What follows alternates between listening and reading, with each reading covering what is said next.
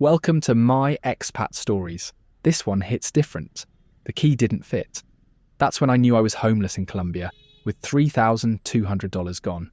Matt, 35, high school English teacher from Chicago. I'd landed a remote teaching gig, online classes, work from anywhere. I chose Cartagena, year-long contract starting September.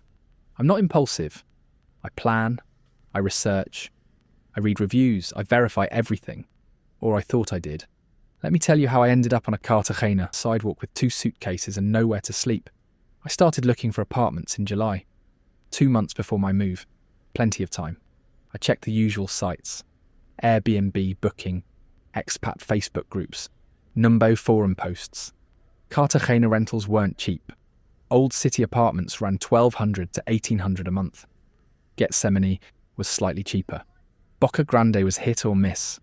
I needed something affordable. Somewhere around $800 a month. Close to good Wi-Fi. Quiet enough to teach classes. I posted in a Facebook group. Looking for long-term rental in Cartagena, September through August. Budget $800 monthly. Got a dozen responses. Most were overpriced. A few looked sketchy. One caught my attention. Direct message from someone named Margarita. Hi Matt, I have a 1-bedroom apartment in the old city. Calle del Sargento. Renovated. Fast Wi-Fi. Quiet building. $750 a month. Available September 1st. $750. Perfect price. Old city location. Sounded ideal. I replied, "Can you send photos?" She sent a dozen. Beautiful colonial apartment. High ceilings. Exposed brick. Modern kitchen. Queen bed. Desk space. Small balcony overlooking the street. Exactly what I needed. What's the lease term? Flexible. Most tenants do 6 months or 1 year. You mentioned 1 year. Yeah, September through August. Perfect. I require first month, last month, and security deposit up front. Total is $2,250, plus a one-time cleaning fee of $200. Total move-in cost is $2,450. $2,450. Steep, but normal for long-term rentals. Can I see the place on video call? Before I commit? Of course. When works for you? We scheduled a video tour for the next day. The video call happened on WhatsApp. She answered from inside the apartment. Hi Matt, welcome to your potential new home. She walked me through every room, kitchen with full-size fridge, bathroom with hot water, bedroom with closet space, living area with couch and desk. She opened windows, showed me the balcony, pointed out the building across the street, a small cafe, a pharmacy, Wi-Fi speed. She ran a speed test on her phone. 50 megabits download, 20 upload. Good for video calls. I teach English online from here, never had issues. That detail sold me. She was a teacher too. Used the space for exactly what I needed it for. What about noise? Quiet building, mostly long-term renters. Older couples. One family with young kids, but they're on the top floor. Lease agreement? I'll email it tonight. Standard 1-year contract. Colombian law. Everything felt right. Professional. Detailed. Legitimate. I'm interested. Let's move forward. Great, I'll send the contract and payment details. The contract arrived that night. PDF. 8 pages, Spanish and English side by side. I read through it. Standard stuff. Rent amount. Lease term. Deposit conditions. Termination clause. Her name at the bottom. Margarita Herrera. Property manager. Are you the owner? I asked via WhatsApp. No, I manage properties for an owner who lives in Bogotá. I handle rentals, maintenance, tenant relations. Made sense. Lots of Colombian property owners hired managers. Can I speak to the owner? He doesn't speak English, but I can have him send you a confirmation email if that helps. That would be great. An hour later, I got an email from someone named Roberto Castillo. Subject: Lease confirmation. Dear Matt, Margarita Herrera manages my properties in Cartagena. She is authorized to lease my apartment on Calle del Sargento. Please coordinate all details with her. Thank you. Roberto Castillo. Professional email, business address. Everything looked official. I signed the contract, sent it back. Perfect, Margarita replied. Now for payment. I'll send bank details. She sent Colombian bank account information. Name on account, Margarita Herrera. Can I pay with credit card? Unfortunately, no. Colombian landlords prefer bank transfer, Avoids processing fees. Bank transfer. Not ideal, but common in international rentals. How do I send it? Wise or Remitly work well. Or Western Union. I used Wise. Sent $2,450. Converted to Colombian pesos, about 10 million. Transaction completed. Screenshot sent to Margarita. Received. Thank you, Matt. You're all set. See you September 1st. I spent August preparing. Gave notice at my school in Chicago. Packed 2 suitcases. Sold my furniture. Said goodbye to friends. Margarita and I stayed in touch. She sent updates about the apartment. Had the AC serviced. Works perfectly now. New mattress delivered. Much more comfortable. Stocked the kitchen with basics, coffee, sugar, cooking oil. So you don't have to shop right away. She was thoughtful. Professional. Made me feel taken care of. 2 weeks before my flight, I confirmed everything. Still good for September 1st? Absolutely. I'll meet you at the apartment at 2 p.m. with keys. Perfect. 1 week before. Another confirmation. Flight lands at 11 a.m. I'll grab a taxi straight to the apartment. Sounds good. See you soon. Day before my flight. Leaving tomorrow. Excited. Safe travels, Matt. Welcome to Cartagena. Landed at Rafael Núñez Airport at 11:15. Grabbed my bags. Got through customs. Took a taxi to the old city. 30-minute ride. Cost about $10. The driver dropped me on Calle del Sargento. Narrow cobblestone street. Colonial buildings. Colourful doors. Balconies with plants. I found the building. Bright yellow. 3 stories. Wooden door with iron hardware. Checked my phone. 1:50 p.m. 10 minutes early. I waited outside. Suitcases at my feet. Watching people walk past. 2 p.m. came. No Margarita. I texted her. I'm outside. Ready when you are. No response. 2:10 p.m. Texted again. Margarita. I'm here. Nothing. 2:20 p.m. Called her. Straight to voicemail. Called again. Same thing. A woman came out of the building, older, maybe 60, carrying grocery bags. Excuse me, do you speak English? A little. I'm moving into apartment 2B. Do you know if anyone's home? She looked confused. 2B, that's Sophia's apartment. She's been there 3 years. My stomach dropped. Sophia. I rented it from Margarita, the property manager. There's no property manager. Sophia owns her apartment. She lives there. Are you sure? Yes, I've lived here 5 years. I know everyone. I pulled out my phone. Showed her the photos Margarita sent.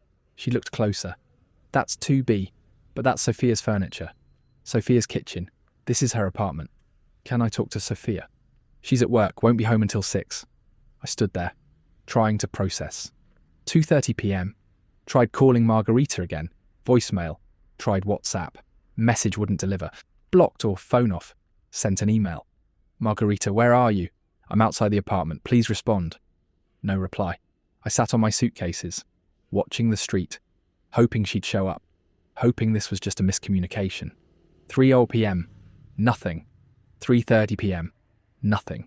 I pulled up the lease agreement on my phone, read it again. Address, Calle del Sargento, Building 47, Apartment 2B. This was the right place. The right address, the right building. But something was very wrong. I tried the building door. Locked. Needed a key or someone to buzz you in. I waited for someone else to come out. 20 minutes later, a young guy left. I caught the door before it closed. Walked upstairs. Found 2B. Knocked. No answer. Knocked again. Harder. Nothing. I stood there. Second floor hallway. 2 suitcases, no key, no way in. Pulled out my phone, searched my messages with Margarita. Found the part where she said she'd meet me with keys. Keys she never sent. Keys she never planned to give me. That's when it hit me. I'd sent $2,450 to someone I'd never met in person. For an apartment I'd never physically seen. To a property manager who didn't exist. I wasn't moving into 2B, I was homeless. I sat in the hallway. Back against the wall. Suitcases. Next to me. Waiting for Sophia. The neighbour said she'd be home at 6. It was 3:30, 2.5 hours. Nothing else to do. I tried Margarita every 20 minutes. Same result. Voicemail. Blocked WhatsApp. Email bouncing back. Around 5, the older neighbour came back upstairs. Saw me sitting there. Still waiting. Yeah, I don't have anywhere else to go. She looked at me. Something like pity on her face. This happened before. she said. What do you mean? 2 months ago, different man, same thing. He showed up with luggage. Said he rented 2B. Sophia didn't know anything about it. My chest tightened. What happened to him? He left, found a hostel, lost his money. Did they catch whoever did it? She shook her head. Police don't care about rental scams, too common, too hard to track. She went into her apartment.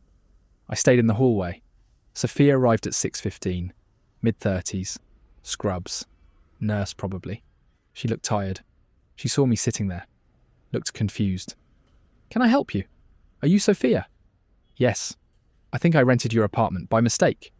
Her face changed, not surprised. Angry. Again, this happened again. You know about this? Yes, this is the 3rd time.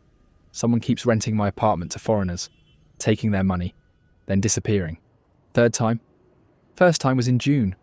Australian guy. 2nd time was July, Canadian woman. Now you. I stood up, showed her my phone, the photos Margarita sent. These are your apartment. She looked. Yes, that's my furniture. My kitchen. When did you get these? July, from someone named Margarita. Said she was the property manager. I don't have a property manager. I own this apartment. I've been here 3 years. Nobody has permission to rent it. She gave me a video tour, walked through every room. Sophia went pale. When? July 20th, around 3 in the afternoon. I was at work. She must have broken in. Who's she? I don't know, but she has a key somehow. Or she picked the lock. I've changed my locks twice. She keeps getting in. I felt sick. I sent her $2,400. I'm sorry, but I can't help you. This isn't my fault. I'm a victim too. She unlocked her door, went inside. I could see her apartment through the doorway. Same furniture, same layout, exactly like the photos. Wait, do you know how to find her? No, police have a report. They're investigating. But they haven't found anything. Can I have the police report number? She gave it to me, closed the door. I was back in the hallway, alone. Suitcases, no apartment, no money. I pulled out my phone, searched for hostels in Cartagena. Found one in Gethsemane, Media Luna Hostel. $40 a night. Private room available. Called them. Explained I needed a room for a few nights while I figured things out. We have space. Come by any time.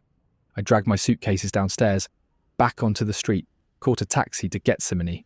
The hostel was small, converted colonial house, dorm rooms, a few private rooms, shared kitchen. I checked in, paid for 3 nights. $120. Cash. My room was tiny, single bed, fan, shared bathroom down the hall. I sat on the bed, opened my laptop, started searching. Cartagena scam. Margarita Herrera Colombia scam. Fake property manager Cartagena. Results came back. Dozens of posts. Reddit thread from 4 months ago. Got scammed renting an apartment in Cartagena, old city. Woman named Margarita. Sent her $3,000. Apartment didn't exist. Another post. Facebook Expat group. Warning, do not rent from Margarita Herrera.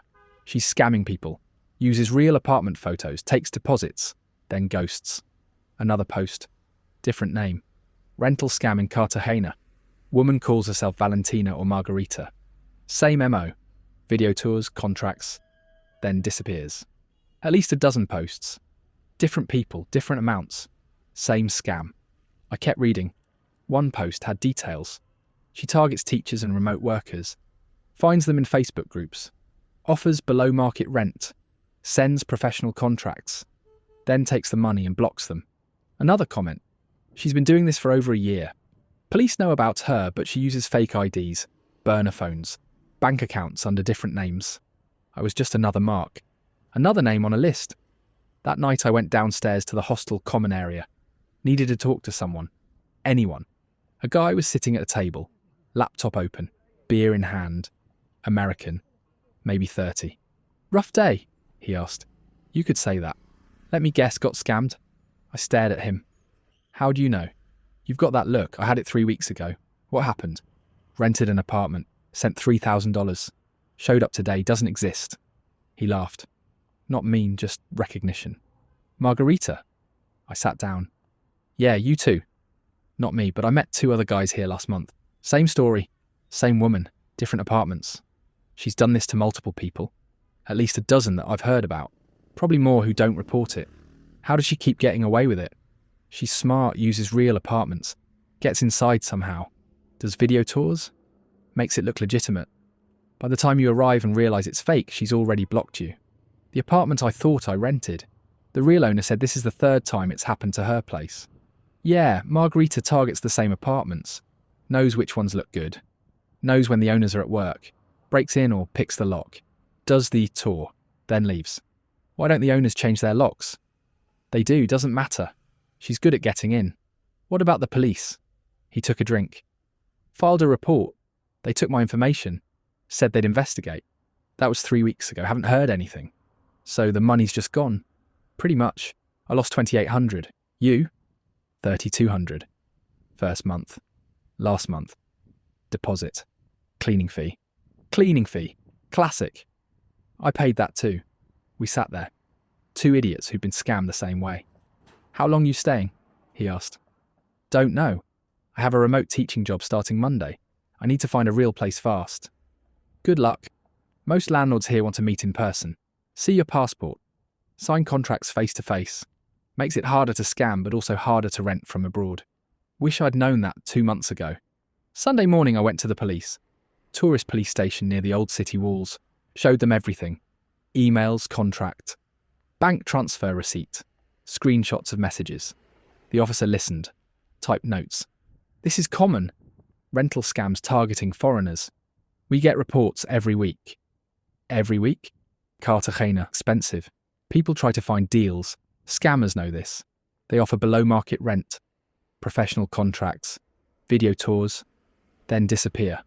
What about Margarita Herrera? That's the name she used. He typed it in. We have 17 reports with that name, but it's probably fake. The bank account she used is registered to a different name. The email address is a free Gmail account. The phone number is a burner, so you can't find her.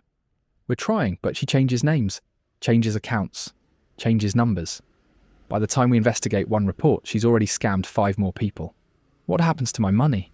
You can try to dispute the bank transfer, but international transfers are hard to reverse, especially if you authorised it.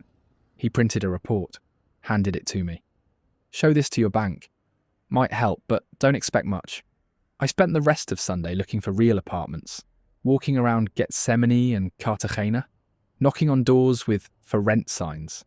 Most wanted 6 months, upfront, cash, in person. I didn't have 6 months. I'd spent $3,200 on a fake apartment. I had about $4,000 left in savings.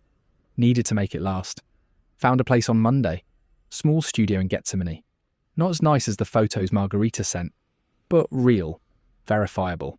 The landlord met me in person, showed me his ID, showed me the property deed. We signed the contract at a notary office. Official, legal, real. First month plus deposit. $1,500 total. I moved in Tuesday, 4 days after landing in Cartagena. 4 days of hell. My remote teaching job started Wednesday. I taught classes from my tiny studio. No desk, just sitting on the bed with my laptop. Students asked how I liked Colombia. I lied, said it was great. But I was broke, stressed and $3,200 poorer. All because I trusted a video tour and a professional email. Margarita had played me perfectly. And somewhere in Cartagena, she was probably doing it to someone else. I spent my first week teaching from that tiny studio. Between classes, I obsessed over how she did it. The video tour, the contract, the owner email, all of it looked real. I went back through everything. Started at the beginning. The Facebook group where I posted. Cartagena expats and digital nomads. 18,000 members. I searched the group for Margarita's profile. Gone. Deleted. I asked in the group. Anyone else get scammed by someone named Margarita offering rentals? 3 people responded within an hour. Yes, lost $2,600. June. Me too. $3,100. July. Same, August, $2,800. I created a group chat with them. Compared details. Same woman. Same process. Different apartments. All in the old city. One guy, Derek from Toronto, had done more digging. I found her Facebook profile before she deleted it. Took screenshots. Her name isn't Margarita. At least not on Facebook. She was using the name Valentina Rodriguez. He sent the screenshots. Different name. Same face from the video tour. I reverse image searched her profile photo, Derek continued. It's stolen, from a Colombian Instagram model. Not even her real face. Everything was fake. Name, photo, identity. Another victim, Sarah from Australia, had more info. I talked to the property owner of the apartment she rented to me. He said she picks locks. Or copies keys somehow. She gets in when owners are at work, does the video tour, then leaves, never comes back. How does she know when they're gone? I asked. She watches, stakes out buildings, learns schedules, then makes her move. This wasn't amateur hour. This was professional. I filed a dispute with Wise, the service I used to send the money, explained the situation, attached the police report, the fake contract, the email thread. They responded 3 days later. We've reviewed your case. Unfortunately, you authorised the transfer. The recipient provided services as advertised, a rental agreement. This is a civil dispute between you and the recipient, not fraud. She didn't provide services. The apartment wasn't hers. That's a contractual breach, not payment fraud. We cannot reverse the transfer. Dispute denied. I tried the bank the transfer came from. My US bank. Same response. You authorised the payment. We cannot reverse international wire transfers without proof of unauthorised access to your account. The money was gone, no getting it back. I started digging into the owner email, the one from Roberto Castillo, confirming Margarita was authorised. The email address was rcastillo.properties@gmail.com. I googled it. Nothing. No business, no website, no records. I googled Roberto Castillo, Cartagena property owner. Dozens of results. Common name. None matched the email. The email was fake.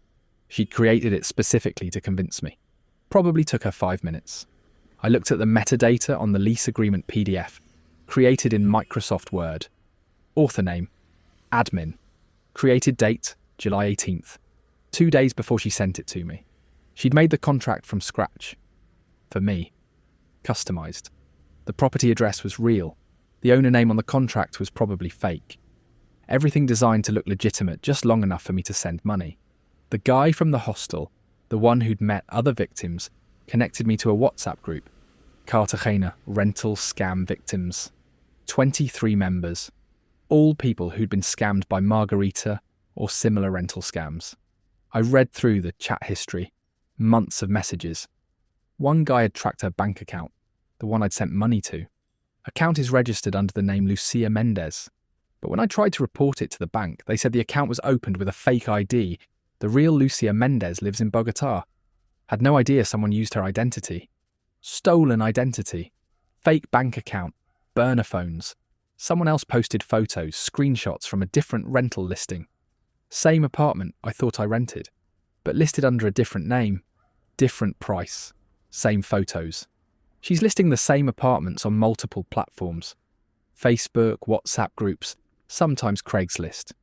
Uses different names, different stories, but same apartments. Another member shared something useful. I talked to a guy who works at the notary office. He said fake rental contracts are everywhere. People bring them in, trying to get them notarized, but they're worthless. No legal standing, just documents that look official. That was my contract. Just a document. No legal weight. Just enough to convince me to send money.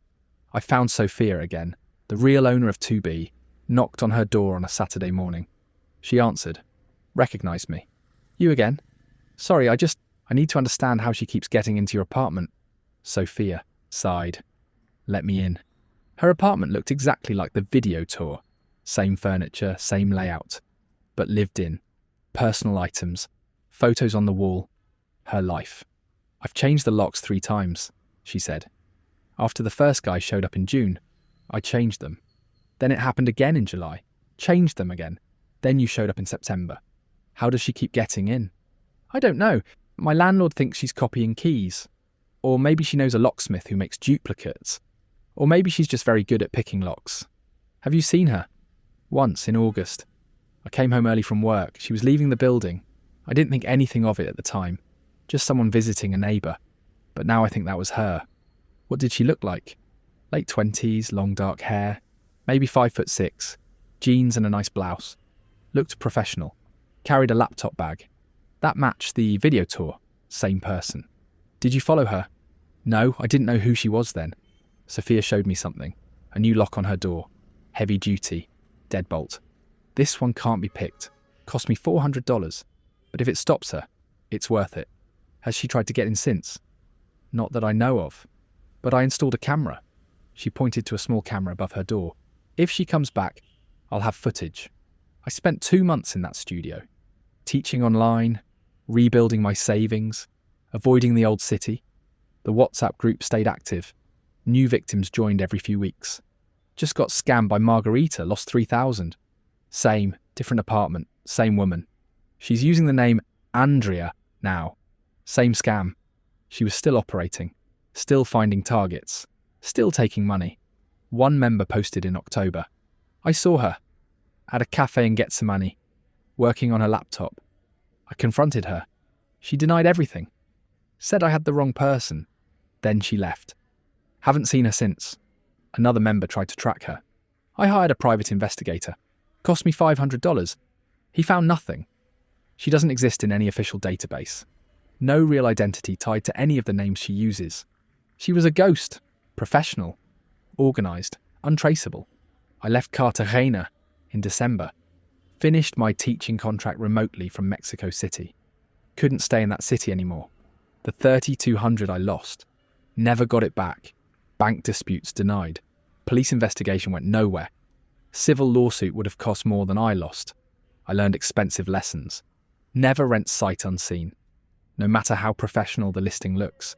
Never send money before meeting the landlord in person, face to face. With verifiable ID, never trust video tours. They can be faked, recorded from apartments the person doesn't own. Never believe contracts without notary stamps. And even then, verify the notary is real. If the rent is below market rate, ask why. If it seems too good, it probably is. And most importantly, if someone pressures you to send money quickly, walk away. Margarita didn't pressure me. That was the genius of it. She was patient, professional. Let me convince myself. She knew I was a teacher, knew I had a deadline, knew I'd be desperate enough to rent without seeing it in person. She played me perfectly. And somewhere in Cartagena, she's probably still doing it. Still posting in Facebook groups. Still offering beautiful apartments at below market rent. Still sending professional contracts and video tours. Still taking money from people who think they're being careful. People like me. Thanks for sharing that, Matt. Brutal way to start a new chapter. This is my expat stories. Catch you in the next one.